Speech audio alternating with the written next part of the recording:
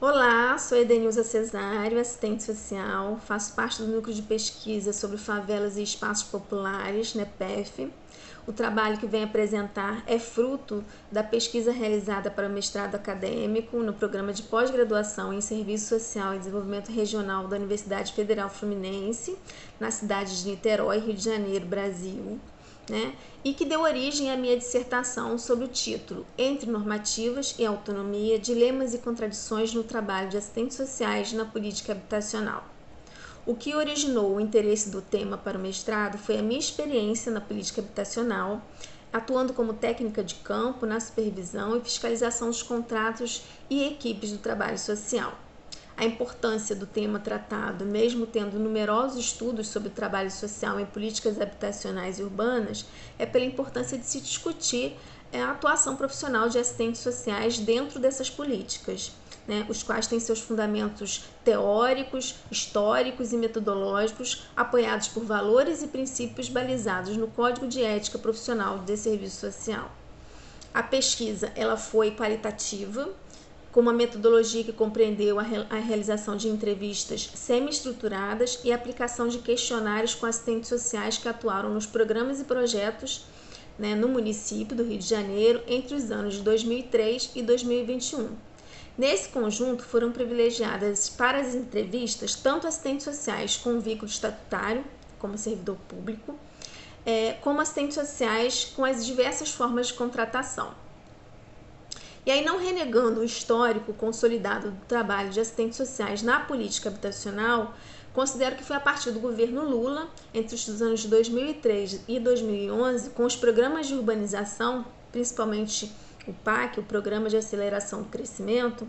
e de produção habitacional, que é o programa Minha Casa Minha Vida, que o componente trabalho social volta ao cenário da política, ganhando centralidade e verba específica para o desenvolvimento das ações. Essa centralidade é um ponto de destaque, pois com a obrigatoriedade do trabalho social e no Rio de Janeiro sendo exercido em sua maioria pelos assistentes sociais, nos aponta uma direção e uma tarefa importante,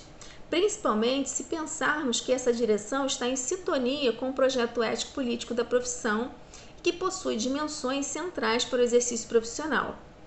E aí, tendo o reconhecimento da liberdade como valor central, o compromisso com a autonomia, a emancipação e a plena expansão dos indivíduos sociais. Nesse sentido, reconhecer o trabalho social como componente da política habitacional e parte constitutiva das ações do programa de urbanização, provisão habitacional e de saneamento é um avanço importante, pois foram instituídos objetivos, diretrizes e percentual de financiamento para as ações. Embora esse percentual destinado ao trabalho social no programa de provisão habitacional, como o programa Minha Casa Minha Vida, seja ainda muito reduzido, insuficiente para as ações, para que as ações possam ser desenvolvidas, que tragam resultados satisfatórios. E aí a importância do trabalho social nesses programas ela é enfatizada pelo trabalho direto com a população, travando diálogos, defendendo a distribuição da participação política e das riquezas geradas coletivamente no contexto do próprio território vivido, como campo concreto das relações construídas no espaço urbano. Embora essas normativas criadas para direcionar o trabalho social, elas não contribuam com o processo de autonomia dos sujeitos. E aí falo aqui também dos sujeitos trabalhadores nesses programas e projetos.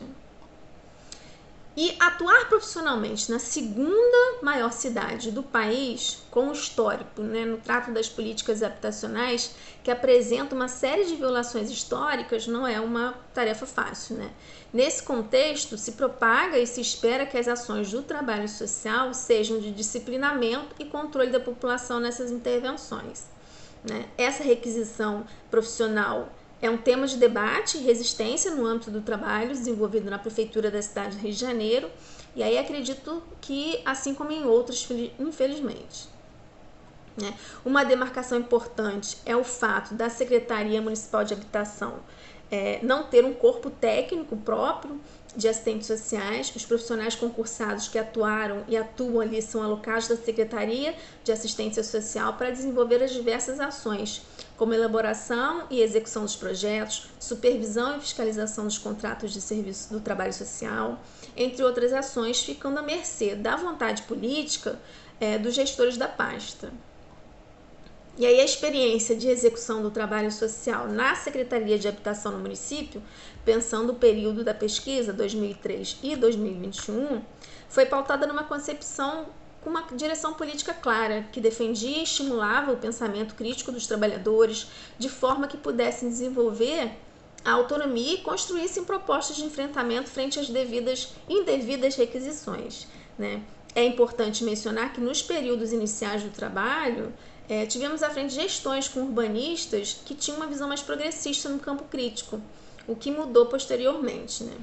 No entanto, o trabalho social ele é caracterizado por contradições e disputas, e sua eficácia depende da atuação ativa dos sujeitos envolvidos. E esses sujeitos não são passivos.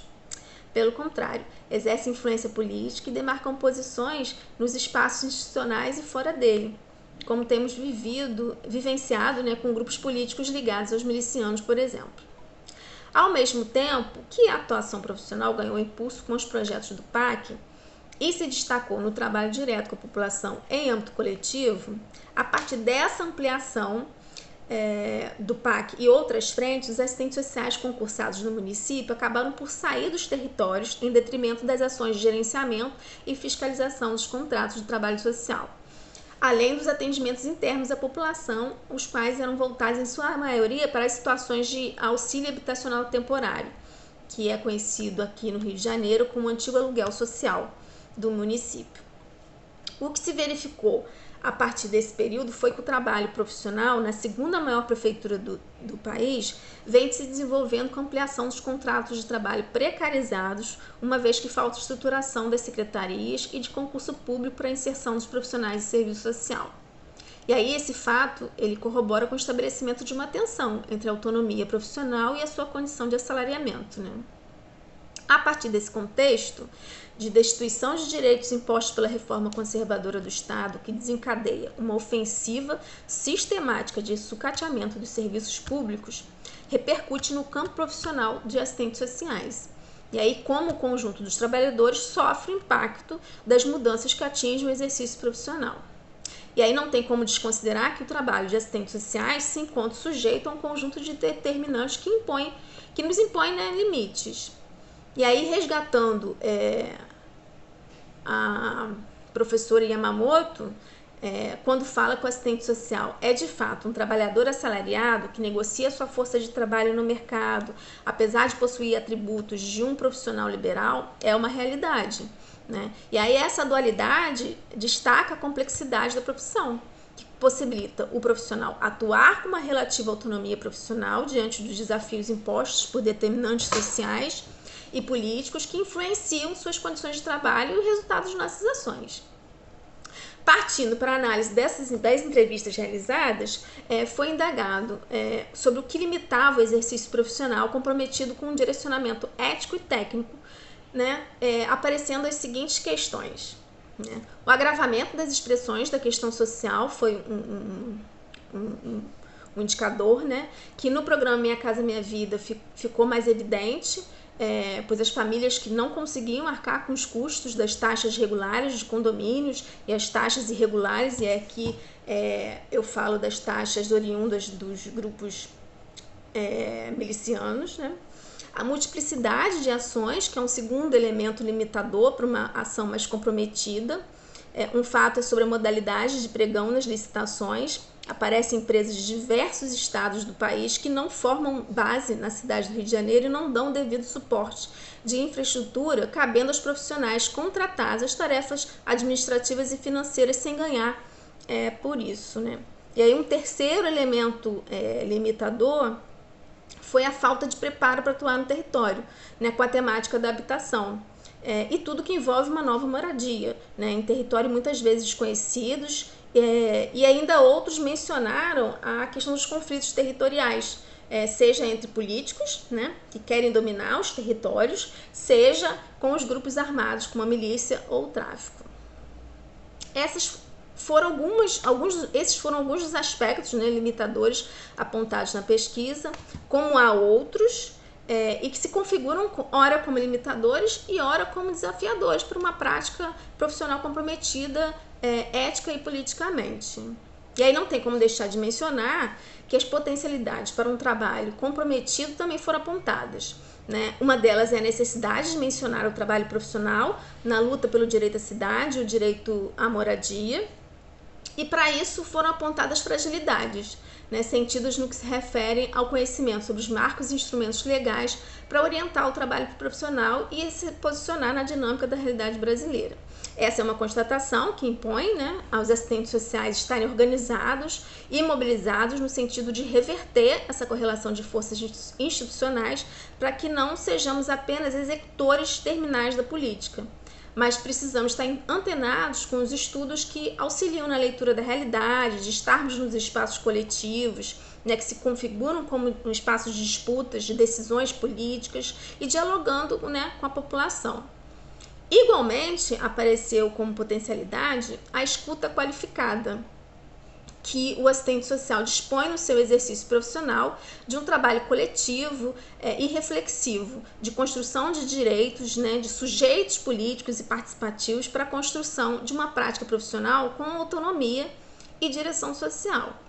E aí consideramos que a trajetória profissional dos assistentes sociais vinculada à defesa do projeto ético-político, ela contribuiu de fato para uma atuação profissional numa perspectiva de direitos, né? No entanto, esse processo ele foi fragilizado com a ampliação do número de projetos, a terceirização das equipes sociais e a inserção de outros sujeitos políticos para o gerenciamento das ações.